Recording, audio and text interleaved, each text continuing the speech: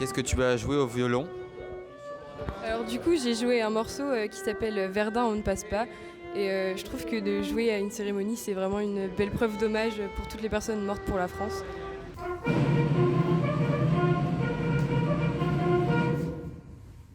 En dépit de tant de cruels spectacles, il ne me semble pas que je suis triste. Ce matin du 11 septembre. Sans doute, je n'avais pas envie de rire. J'étais grave. Mais de cette gravité sans mélancolie, s'accommode aisément un cœur satisfait. Qu'est-ce que tu as lu?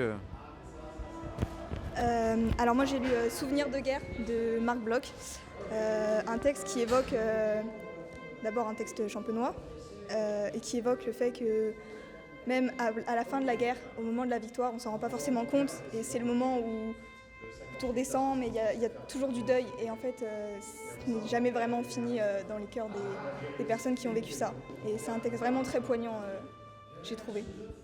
11 heures. Un grand silence. Un grand étonnement. Puis une rumeur monte de la vallée. Une autre lui répond de l'avant. C'est un gémissement de cris dans les neiges de la forêt.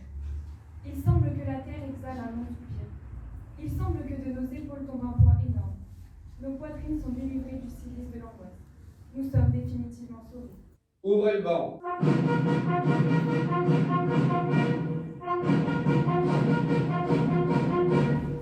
Personnel.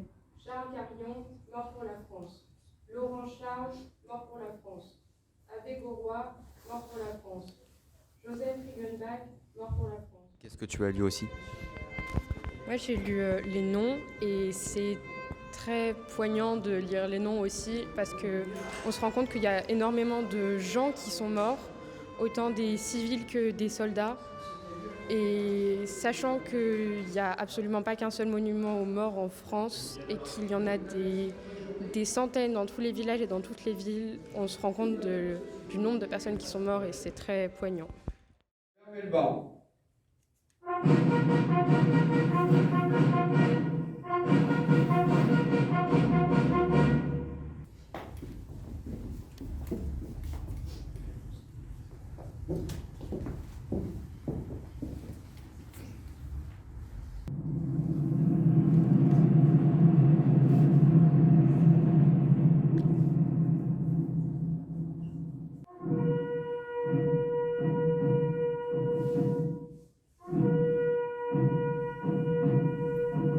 Qu'est-ce que ça fait d'être porte-drapeau?